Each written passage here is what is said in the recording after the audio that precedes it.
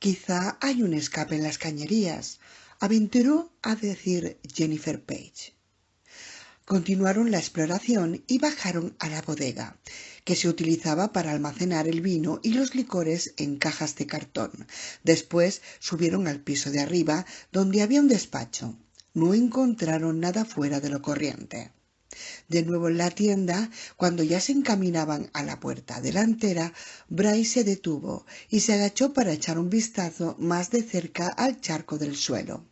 Mojó un dedo en la sustancia y comprobó que tenía tacto a agua, además de ser inodora. —¿Qué sucede? —preguntó Tal. —Resulta extraño. Toda esa agua ahí —dijo Bryce, reincorporándose—. Probablemente será lo que decía la doctora Page. Solo un escape en las cañerías. Bryce asintió. Sin embargo, aunque no sabía decir la razón, aquel charco le parecía significativo e importante. La farmacia Tayton era un local pequeño que atendía a Snowfield y a todas las aldeas montañesas de los alrededores. Una vivienda ocupaba los 2 pisos encima de la farmacia. El piso estaba decorado en tonos crema y melocotón, con estancias en verde esmeralda subido y con diversas antigüedades de considerable valor. Frank Autry condujo a sus hombres por todo el edificio sin encontrar nada de interés, salvo la alfombra de la sala de estar, que estaba literalmente empapada y producía un chapoteo bajo sus pies. El hotel Candleglow Inn irradiaba una positiva sensación de refinamiento y buen trato, los pronunciados aleros y las cornisas dedicadamente talladas, las ventanas geminadas con las blancas contras de madera labrada. 2 lámparas de carruaje antiguo estaban fijadas sobre unas pilastras de piedras, enmarcado el breve sendero enlosado. 3 pequeños focos extendían unos espectaculares abanicos luminosos por la fachada del hotel. Jenny, Liza, el comisario y el teniente Whitman hicieron una pausa en la acera frente al Candleton Glow Inn y Hammond preguntó: ¿Está abierto en esta época del año? Sí, respondió Jenny. Consiguen estar a media ocupación incluso en la temporada baja, pero también tiene una maravillosa fama de saber escoger a su clientela, y solo tienen 16 habitaciones. Está bien, vamos a echar una ojeada. Las puertas principales daban paso a un vestíbulo pequeño y de aspecto cómodo, un piso de madera de roble, una alfombra oriental de tonos oscuros, unos sofás beige claro y un par de sillas estilo Reina Ana tapizadas con una tela de color rosa, rinconeras de madera de cerezo y lámparas de bronce. El mostrador de recepción estaba a la derecha. Sobre él había una campanilla y Jenny la hizo sonar varias veces con gesto enérgico, sin esperar respuesta ni obtenerla. Dan y Silvia tienen un apartamento detrás de esta zona de oficina, indicó, señalando el despacho tras el mostrador. ¿Son los propietarios?, preguntó el comisario. Sí, Dan y Silvia Kanarski.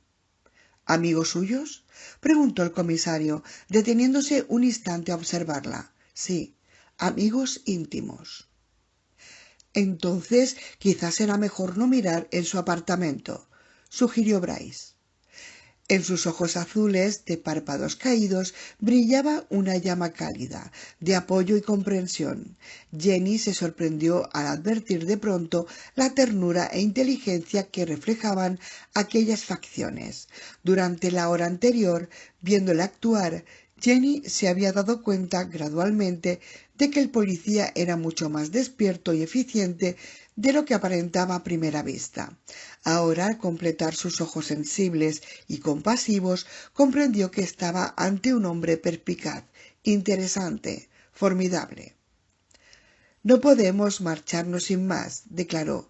Tarde o temprano habrá que investigar este lugar. Todo el pueblo tendrá que ser inspeccionado, de modo que podemos empezar por aquí. Jenny alzó una parte del mostrador que se abría mediante unas bisagras y empezó a abrir una barandilla que daba paso a la zona dedicada a oficina. Por favor, doctora, dijo el comisario, deje siempre que yo o el teniente Whitman pasemos primero. Jenny retrocedió, obediente, y Bryce la precedió al interior de los aposentos de Dan y Silvia, pero no encontraron ningún cadáver. Gracias a Dios. De vuelta en el mostrador de recepción, el teniente repasó el registro de huéspedes. Solo hay 6 habitaciones ocupadas en el piso superior. El comisario entró una llave maestra en un tablero junto a las casillas del correo. Con cautela casi monótona subieron la escalera y registraron las 6 habitaciones. En las 5 primeras encontraron equipajes, cámaras de fotografía, postales a medio escribir y otras muestras evidentes de que realmente había huéspedes en el establecimiento, pero no vieron a ninguno de ellos. En la 6ª habitación, cuando el teniente Whitman probó a abrir la puerta del baño, la encontró cerrada. Golpeó con el puño y gritó: «¡Policía! ¿Hay alguien ahí?». No hubo respuesta. Whitman observó el pomo de la puerta y se volvió al comisario. «No hay ojo de cerradura por este lado, de modo que debe de haber alguien ahí dentro. ¿La rompo?». «Parece una puerta bastante sólida», respondió Hammond. «No te arriesgues a dislocarte el hombro. Haz saltar la cerradura». Jenny tomó del brazo de Liza y se retiraron a un lado, a salvo de los fragmentos que pudieran saltar. El teniente Whitman gritó una advertencia a quienquiera que pudiera estar en el baño y acto seguido efectuó un disparo. Abrió la puerta de un puntapié y entró rápidamente. «Aquí no hay nadie». «Quizá han salido por una ventana», aventuró el comisario. «Este baño no tiene ventanas», dijo Whitman, frunciendo el ceño. «¿Estás seguro de que la puerta estaba cerrada?». «Del todo, y solo podía cerrarse desde dentro». «Pero, ¿cómo? Si no había nadie ahí». «Además, hay algo a lo que deberías echar una ojeada», añadió Whitman, encogiéndose de hombros. En realidad, todos echaron la ojeada, pues el cuarto de baño era suficientemente espacioso para acomodar a 4 personas. En el espejo, sobre el lavabo, alguien había escrito un mensaje apresurado con letras negras, grasientas y de considerable tamaño. Timothy, Flight the Ancient Enemy. En otro piso, encima de otra tienda, Frank Autry y sus hombres encontraron moqueta empapada de agua que chapoteó bajo sus pies. En el salón, el comedor y los dormitorios, la moqueta estaba seca. En cambio, en el pasillo que conducía a la cocina estaba totalmente empapada. Y en la propia cocina, 3/4 partes del suelo de losetas de vinilo estaba cubierta de agua hasta una altura de un par de dedos en algunos lugares. Desde el pasillo, mientras contemplaba la cocina, Jake Johnson murmuró: «Debe de ser un escape en las cañerías». «Eso es lo que has dicho en el otro piso», le recordó Frank. «Una curiosa coincidencia, ¿nos parece?». «Solo es agua», intervino Gordy Brogan.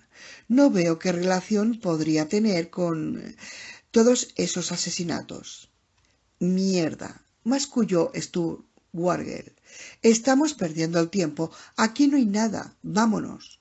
Sin hacer caso de ellos, Frank se internó en la cocina pisando cautelosamente un extremo del pequeño lago y dirigiéndose a una zona seca junto a una fila de armarios. Abrió las puertas de varios hasta encontrar una pequeña cubeta de plástico utilizada para guardar sobras. Estaba limpia y seca y tenía una tapa incorporada que la cerraba herméticamente. En un cajón encontró un cucharón y lo utilizó para verter agua en el recipiente de plástico. «¿Qué estás haciendo?», preguntó Jake desde el umbral. «Recoger una muestra». «¿Una muestra? ¿Por qué? Si solo es agua». Sí, replicó Frank, pero le encuentro algo raro.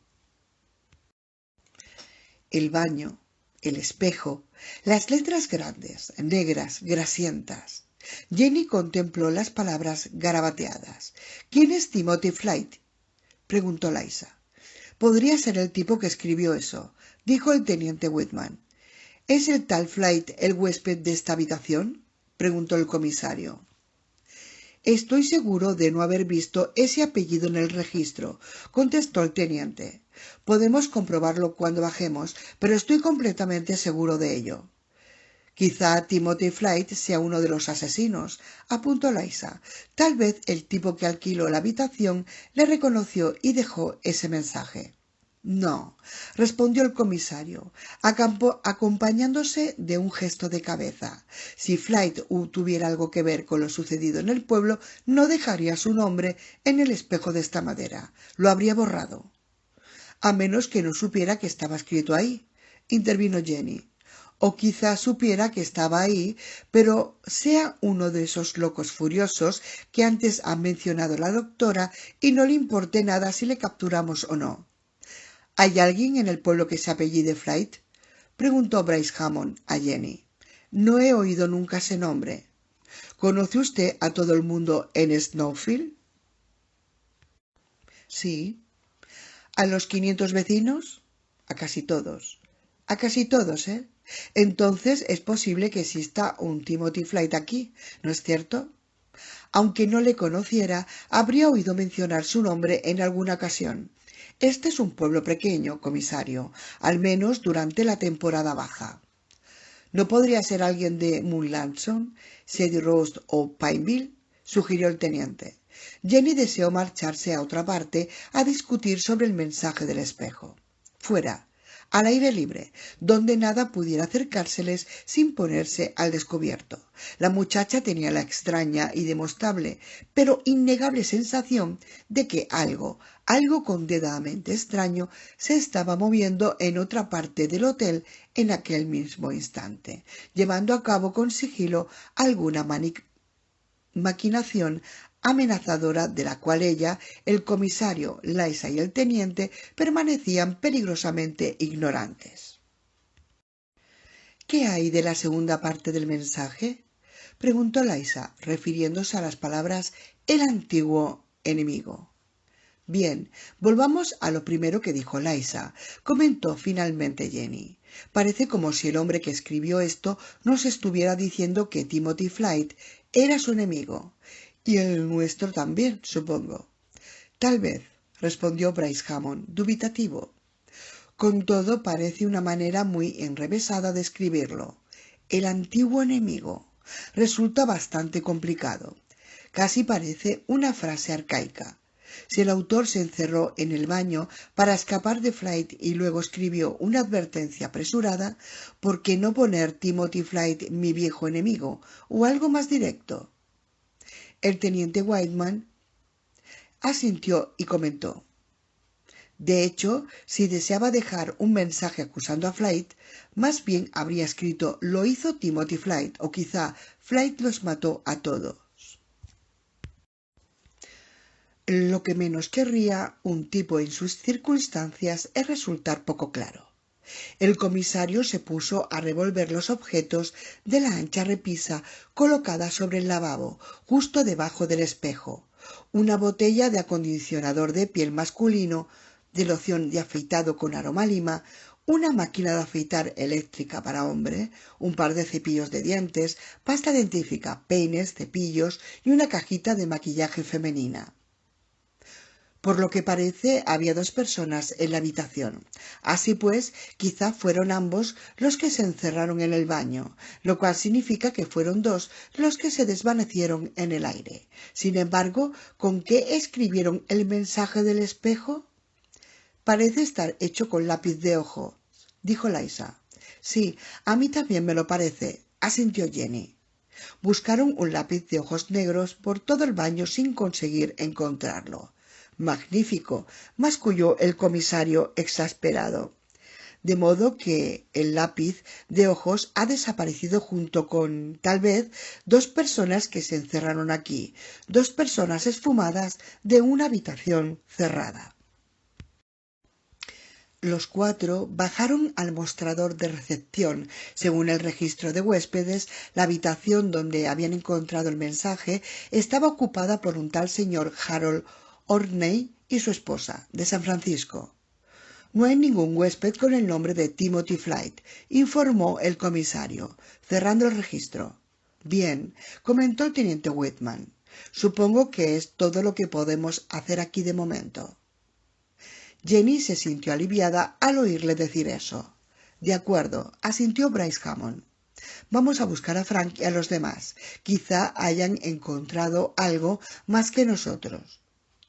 Echaron a andar por el vestíbulo. Tras un par de pasos, Liza hizo que todos se detuvieran con un grito. Entonces, un segundo después de que aquello captara la atención de la pequeña, todos los demás lo vieron. Estaba en una rinconera, justo bajo la luz teñida de rosa de una lámpara, tan minuciosamente enfocada que casi parecía una obra de arte de una exposición. Era la mano de un hombre, la mano seccionada de un hombre. Liza apartó la vista de tan macabro hallazgo. Jenny sostuvo a su hermana, mirando por encima del hombro de ésta con espantada fascinación. La mano, la maldita, burlona, imposible mano. Sostenía con fuerza un lápiz de ojos entre el pulgar y el índice. El lápiz de ojos, el mismo, tenía que serlo.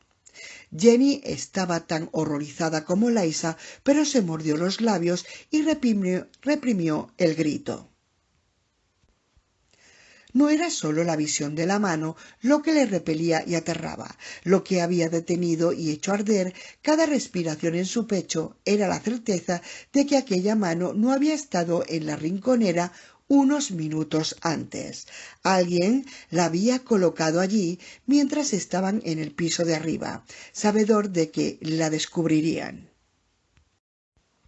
Alguien estaba burlándose de ellos, alguien con un sentido del humor terriblemente retorcido. Los ojos caídos de Bryce Hammond estaban abiertos como los había visto Jenny hasta entonces. Maldita sea, esa cosa no estaba aquí antes, ¿verdad? No, confirmó Jenny. El comisario y su segundo habían empuñado hasta ese momento sus armas con el cañón apuntando el suelo. Ahora las levantaron como si pensaran que la mano cortada podía soltar el lápiz de ojos, saltar de la mesa a la cara de alguno y arrancarle los ojos. Se habían quedado sin habla. Los dibujos en espiral sobre la alfombra parecían haberse convertido en serpientes de refrigeración que despidieran oleadas de aire helado. Por encima de ellos, en una habitación alejada, un tablero o una puerta desengrasada crujió, gimió y volvió a crujir. Bryce Hammond alzó la vista al techo del vestíbulo. ¡Crack! Podía tratarse solamente de un ruido de asentamiento natural o podía ser cualquier otra cosa. Ahora no hay duda, dijo el comisario. ¿No hay duda de qué?, preguntó el teniente Whitman, sin mirar al comisario y buscando otras posibles entradas al vestíbulo. El comisario se volvió hacia Jenny. Cuando escucharon la sirena y la campana de la iglesia antes de nuestra llegada, usted dijo que se había dado cuenta de que, fuera lo que fuese que había sucedido en Snowfield, podría seguir produciéndose todavía. Sí, y ahora sabíamos que tenía usted razón. Capítulo 12. Campo de batalla. Jake Johnson aguardó junto a Frank, Gordy y Stud Wargel al final de la manzana de edificios, en un tramo de acera brillantemente iluminado frente al supermercado Gilmartins. Observó a Bryce Hammond saliendo del hotel Candle Glow Inn y rogó a Dios que el comisario apretara el paso. No le gustaba estar bajo aquella luz. ¡Qué diablos! Era como encontrarse en medio del escenario. Jake se sentía vulnerable. Era cierto que minutos antes, mientras investigaban algunos de los edificios de la calle, habían tenido que cruzar zonas en sombras donde la oscuridad había parecido latir y moverse como una criatura viviente, y Jake había mirado entonces aquel tramo de acera brillantemente iluminada con esperanza, impaciente por alcanzarlo. Jake había temido aquella oscuridad tanto como ahora temía la luz. Se pasó una mano por su tupido cabello cano, con gesto nervioso. La otra mano reposaba en la empuñadura del revólver, enfundado. Jake Johnson no solo tenía fe en la cautela, sino que la adoraba. La precaución era su Dios. Más vale prevenir que curar. Más vale pájaro en mano que ciento volando. En boca cerrada no entran moscas. Tenía 1 millón de refranes parecidos que, para él, eran hitos que señalaban la única ruta segura. Más allá de ellos quedaba un frío vacío de riesgo, azar y caos. Jake no se había casado. El matrimonio significaba la adopción de muchas responsabilidades nuevas. Significaba poner en riesgo las emociones, el dinero y todo el futuro de uno. En lo relativo a las finanzas, también había llevado una vida cauta, frugal. Había borrado una suma bastante sustanciosa que tenía invertida en una amplia variedad de actividades. A sus 58 años, Jake llevaba trabajando en el Departamento de Policía del Condado de Santa Mira más de 37. Había mucho que podría haberse retirado a disfrutar de su pensión, pero le preocupaba mucho la inflación y por ello había continuado en activo, engordando su pensión y ahorrando más y más dinero. Su empleo de agente de la ley era, tal vez, la única decisión imprudente que Jake Johnson había tomado en su vida.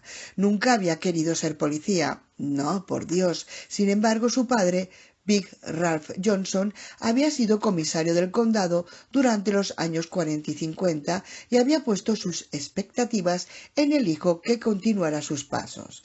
Big Ralph nunca aceptaba un no por respuesta y Jake seguía convencido de que su padre le habría desheredado si no hubiera ingresado en el cuerpo de policía.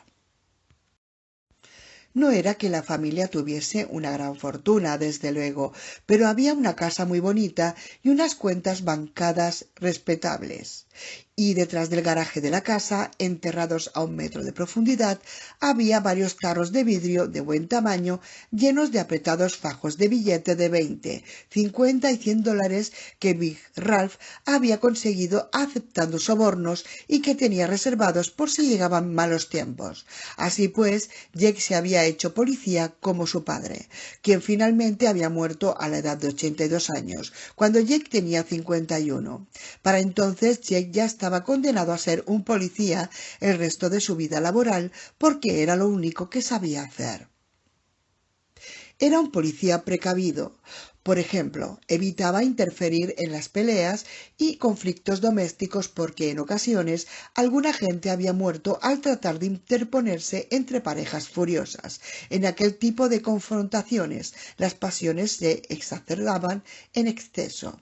Solo había que ver a aquel agente inmobiliario, Fletcher Cale. Un año atrás, Jake había adquirido una parcela de terreno de montaña a través de Cale y el tipo le había parecido de lo más anormal. Ahora Cale había matado a su esposa y a su hijo. Si un policía hubiera aparecido en la escena, Cale le habría matado también. Por eso, cuando la central alertaba a Jake de que se estaba produciendo un atraco, él solía mentir sobre su situación y decía encontrarse tan alejado del lugar del delito que siempre había otra patrulla más próxima. Más tarde aparecía en la escena del hecho, cuando la acción ya había terminado. Sin embargo, no era un cobarde. En más de una ocasión se habría encontrado en plena línea de fuego y en tales circunstancias se había portado como un tigre, como un león, como un furioso oso. Simplemente Jake era un hombre prudente. Había algunos aspectos del trabajo policial que realmente le gustaban. La dirección del tráfico era agradable y el papeleo burocrático le encantaba. El único placer que le causaba efectuar un arresto era el hecho de tener que rellenar después los numerosos formularios que le mantenían anclado durante un par de horas en la central, a salvo de los peligros de la calle. Por desgracia, esta vez el truco del papeleo le había salido mal. Precisamente estaba en la central rellenando formularios cuando se había recibido la llamada de la doctora Page. Si hubiera estado en la calle conduciendo su coche patrulla, habría podido evitar la misión. Fuera como fuese, allí estaba ahora, inmóvil bajo una luz potente y ofreciendo un blanco perfecto. Maldita sea. Para empeorar las cosas, era evidente que algo tremendamente violento había recorrido el interior del supermercado Gilmartins. 2 de las 5 grandes cristaleras de la fachada del establecimiento habían sido rotas desde dentro y los fragmentos de cristal cubrían toda la acera. Latas de carne para perros y otros productos habían atravesado los escaparates y aparecían ahora esparcidas por el pavimento. Jake tenía miedo de que el comisario se dispusiera a hacerles entrar en el supermercado para ver qué había sucedido, y temió que allí dentro tuviera todavía algo de peligro esperándoles. El comisario Tal Whitman y las 2 mujeres llegaron por fin ante el supermercado y Frank Autry les enseñó el recipiente de plástico que contenía las muestras de agua. El comisario informó que había encontrado otro charco enorme en Brookhurst y todos estuvieron de acuerdo en que quizá tuviera algún significado. Tal Whitman explicó al otro grupo lo del mensaje del espejo y lo de la mano seccionada, Dios santo. En el hotel nadie supo tampoco cómo interpretarlo. El comisario Hammond se volvió hacia la fachada destrozada del establecimiento y dijo lo que Jake temía oír: «Echemos una ojeada».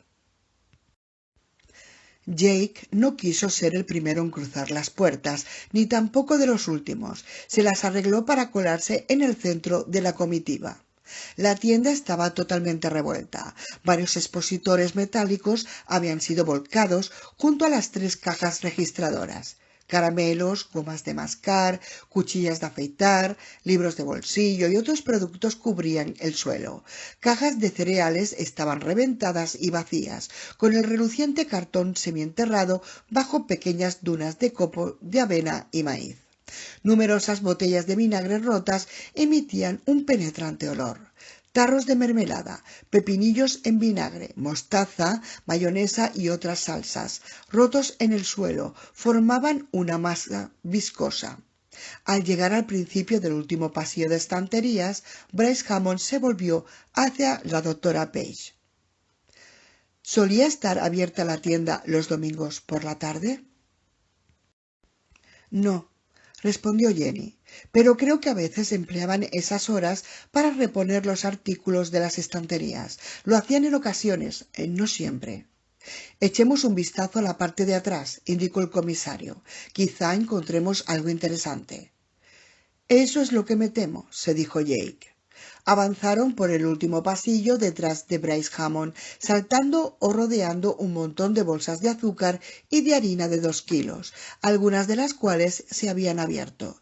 En la parte posterior del supermercado se alineaban los frigoríficos con las carnes, los quesos, los huevos y los productos lácteos. Detrás de los frigoríficos, que llegaban hasta la cintura del comisario, quedaba la zona de servicio del establecimiento, limpia a conciencia y reluciente, donde se cortaba, pesaba y envolvía para la venta la carne y los embutidos.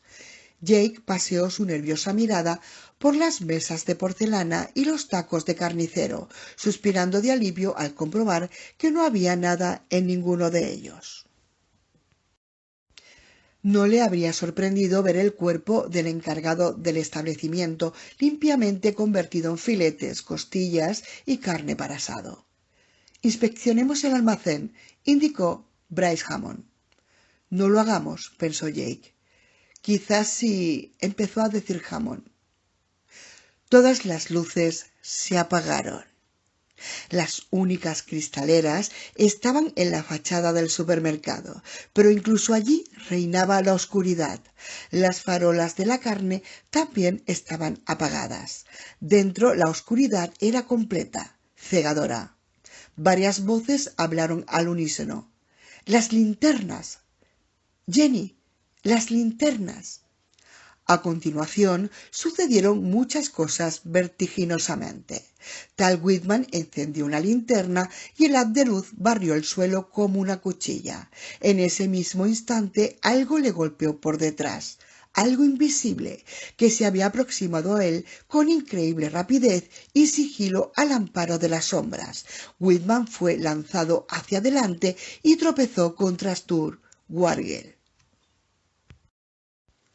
Outry llevaba la otra linterna de mango largo sujeta al cinto mediante una presilla y se apresuró a sacarla. Sin embargo, antes de que pudiera encenderla, Wargell y Tal Whitman cayeron sobre él y los tres rodaron por el suelo.